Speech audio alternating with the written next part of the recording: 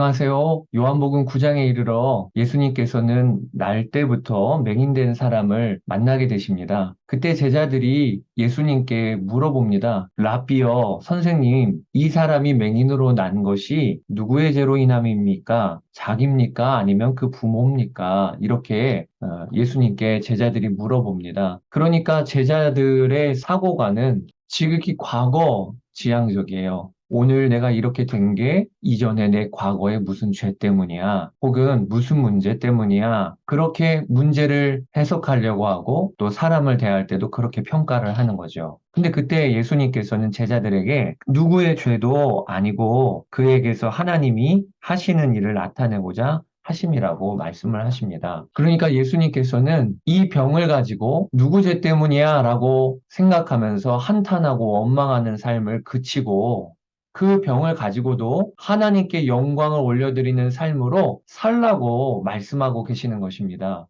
여러분, 병환 중에 계신 분이 계십니까? 그때 오늘 주님의 말씀을 붙잡으시기를 바랍니다. 내가 지금 어려움을 당하는 이 병도 하나님의 영광을 위하여 쓰임 받을 수 있다. 주님의 손에 붙들리는 여러분 되시기를 주의 이름으로 축복합니다. 또 우리가 사람을 볼 때 약하고 또 어려움 형편에 있는 사람일수록 저 사람을 통하여 하나님의 영광이 드러날 계획이 있겠구나. 이런 눈으로 바라보는 것이 필요합니다.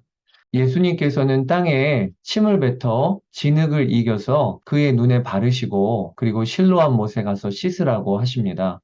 실로암 못은 여러분 보시는 사진에 어디에 있는지 확인하시면 되겠는데요. 그렇게 실로암 못에 가서 눈을 씻은 맹인은 눈이 밝아져 보게 됩니다. 그런데 문제가 예수님께서 이 맹인을 고쳐주신 날이 안식일이었습니다. 안식일에 진흙을 이겨 맹인의 눈에 발랐다고 하는 게 안식일을 범하는 일이 되어버리신 거예요. 이 일로 말미암아 바리새인들을 중심으로 한 유대 종교 지도자들이 예수님에 대한 반감이 더 커지게 됩니다. 요한복음 9장에 보면 이미 종교 지도자들이 누구든지 예수님을 메시아로 그렇게 고백을 하거나 여기는 자가 있다면 출교하기로 결의하였다라고 기록되어지고 있습니다. 예수님을 향한 유대 종교 지도자들의 반감과 분노가 점점 강해지고 있는 것이죠.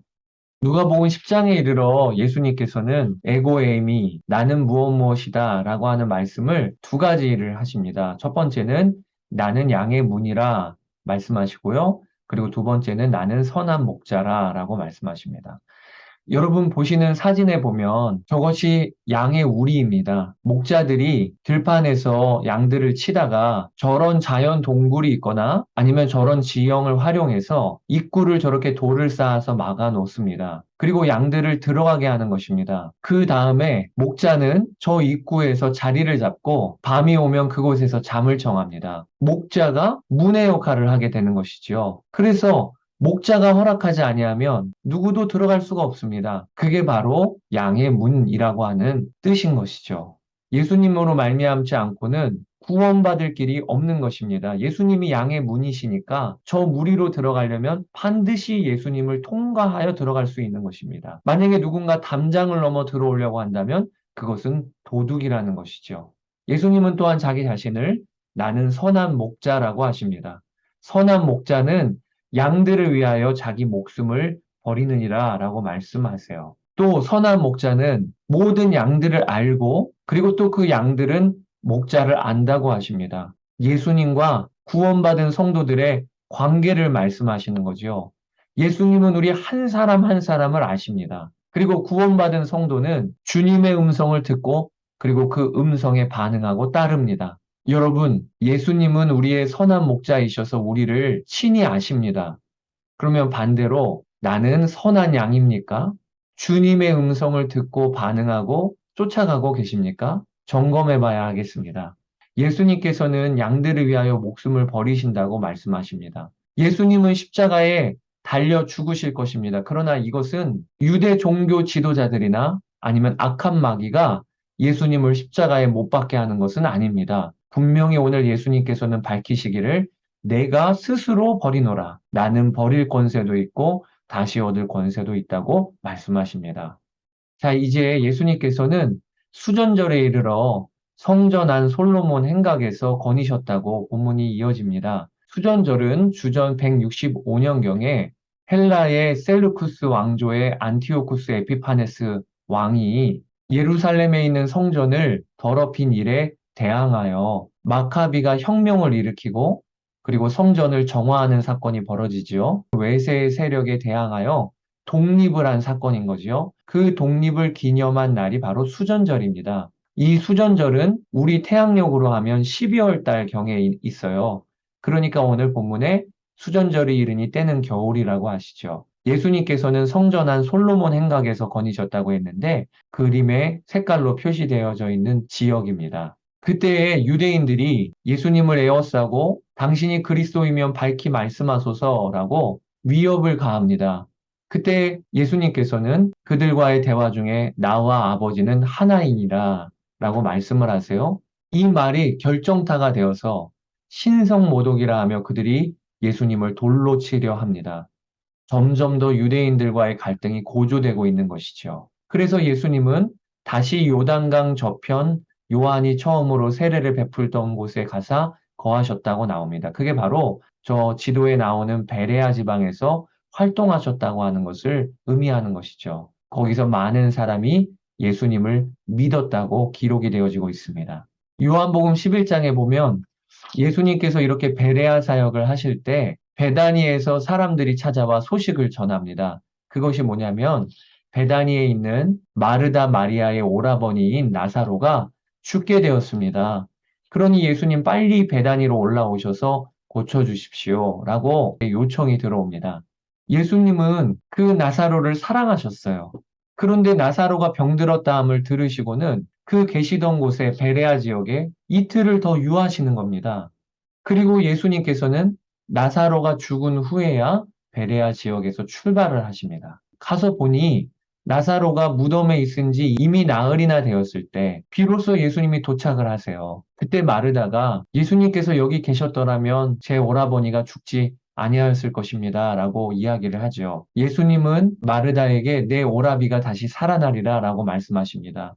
그리고 하신 말씀이 나는 부활이요 생명이니 나를 믿는 자는 죽어도 살겠고 무릇 살아서 나를 믿는 자는 영원히 죽지 아니하리라 라고 하시는 이 말씀을 하세요. 이런 대화 이후에 우리가 알듯이 예수님께서는 무덤 앞에 막아놓은 돌을 옮겨 놓으라고 하시고 그리고 나사로야 나오너라 라고 말씀하십니다. 그리고 나사로가 예수님의 그 말씀에 수족을 여전히 배로 동인 채로 무덤에서 나오게 되지요. 그 사건이 요한복음 11장에 나사로가 살아난 사건입니다. 여러분, 이 사건을 통하여 우리가 두 가지를 붙들 수 있겠습니다.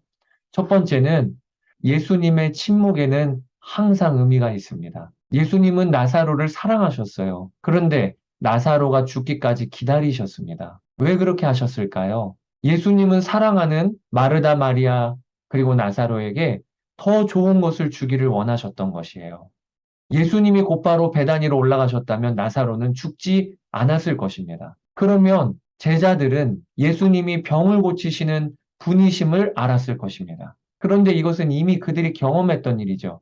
예수님은 병자를 고치시는 분이야. 예수님의 사역을 통하여 그들은 알고 보았습니다. 그런데 예수님께서 지체하셨다가 침묵하셨다가 나사로가 죽은 후에나 올라오셨기 때문에 예수님의 이 말씀, 나는 부활이요 생명이니 나를 믿는 자는 죽어도 살겠고 무릇 살아서 나를 믿는 자는 영원히 죽지 아니하리라. 이 말씀의 의미를 나사로가 살아난 후에 분명히 깨달을 수 있었던 것입니다. 예수님 자체가 생명이시구나. 예수님 자체가 부활이시구나. 라고 하는 것을 그들이 맛보게 되었던 것이죠. 결국에는 무엇이 더 나사로와 마르다 마리아에게 유익한 것이 되었습니까? 예수님이 지체하심으로 나는 부활이요 생명이니 라고 하는 이 말씀을 맛보고 몸소 경험하게 된 이 일이 그들에게는 더 유익한 일이 되었습니다. 이와 같이 예수님의 침묵에는요, 더 좋은 것으로 우리를 채우시고 베푸시려는 하나님의 뜻이 있는 것입니다. 오스왈드 챔버스 목사님이 이렇게 묵상의 기록을 남기셨어요. 하나님께서 당신에게 침묵하실 만큼 당신을 신뢰하십니까? 마르다 마리아 나사로가 됐으니까 이 일을 이루신 거예요. 예수님과 친밀한 관계에 있는 사람이니까 예수님께서는 침묵하시고 이틀을 기다리셨던 거예요.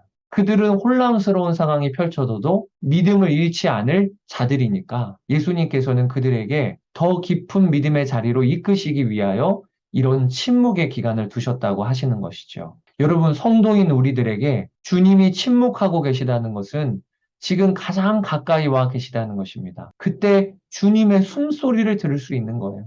더 깊은 믿음의 자리, 주님과 신뢰가 더 깊이 쌓일 수 있는 자리로 우리를 부르고 계심을 믿고 지금 주님이 침묵하시는 것과 같은 상황을 통과하시는 여러분, 믿으면 하나님의 영광을 보리라 하신 주님의 말씀, 이 말씀을 꼭 경험하시는 여러분 되시기를 축복합니다. 또 이 나사로 사건을 통해서 우리가 알게 되는 두 번째는 우리 성도들에게 죽음은요, 잠자는 것과 같다는 것입니다. 예수님께서는 나사로가 죽었을 때 우리 친구 나사로가 잠들었도다라고 말씀하세요. 이건 예수님의 비유의 말씀이 아닙니다. 예수님에게 있어서 나사로의 죽음은 그저 그 육신이 지금 잠자고 있는 것에 불과한 것입니다. 우리 성도들에겐 죽음이 끝이 아닙니다. 죽음은 단지 우리 육신이 잠자고 있는 거예요. 우리 영혼은 하나님 나라에 가게 됩니다. 그런데 거기서 끝이 아닙니다. 예수님께서 이 땅에 다시 재림하실 때 잠자고 있는 우리의 육신, 다 썩어서 한 줌 흙으로 돌아갈 수밖에 없지만 주님이 다시 오실 때는 영광스러운 몸으로 부활할 것입니다. 잠자던 데에서 영광스럽게 깨어날 것입니다. 이것을 우리가 기억합시다. 자, 그 다음에 이제 예수님께서는 죽은 나사로까지 살려내십니다.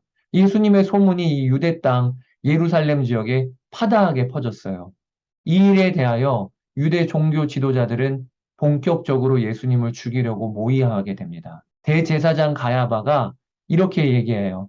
한 사람이 백성을 위하여 죽어서 온 민족이 망하게 되지 않는 것이 너희에게 유익하다. 예수님의 인기가 날이 갈수록 올라가자 유대 종교 지도자들은 걱정하는 것 중에 하나가 로마가 통치하고 있는 시대인데 예수를 중심으로 사람들이 강하게 모이면 로마로부터 밀란에 대한 의심을 받는 거 아니야? 라고 우려하는 이들이 있었던 거예요. 그때 가야바가 한 사람이 백성을 위하여 죽어서 온 민족이 망하게 되지 않는 게 유익하지 않겠냐. 그 죽이자는 거죠. 근데 여러분, 이 말이 참 하나님의 역사인 것이 정말 예수님 한 사람이 죽어서 온 민족이 살아나는 일이 이루어지게 됩니다. 그러니까 어리석은 악인의 입술에서 나오는 말 한마디도 하나님의 손에 붙잡혀 있는 것을 오늘 본문이 보여주고 있는 것이죠. 이렇게 예수님을 죽이려고 하는 세력들이 많아지자 예수님은 에브라임이라고 하는 동네에 가셔서 잠시 머무시게 됩니다. 요한복음 12장에 이르러 마리아가 예수님의 발에 향유를 붓고 그리고 머리털로 그 발을 닦으시는데 이 시점에 대하여 요한복음은 기록하고 있어요. 6월절 엿새 전에, 그러니까 예루살렘에 입성하기 전에 일어난 사건이라고 요한복음은 분명히 기록을 하고 있어요. 그리고 마리아가 이렇게 예수님의 발을 씻긴 그 이튿날 예수님은 어린 나귀를 타시고 이제 예루살렘에 입성하시게 됩니다. 이후로부터 요한복음은 예수님의 마지막 한 주를 기록하게 되는 것이죠. 예수님은 분명한 방향을 가지고 이 한 주를 보내실 것입니다. 그 방향이 무엇입니까? 한 알의 밀이 땅에 떨어져 죽으면 많은 열매를 맺을 것이다. 자, 여기까지 9장에서 12장의 내용을 간략하게 가이드해 드렸습니다. 이제 다음 장에서 뵙도록 하겠습니다. 감사합니다.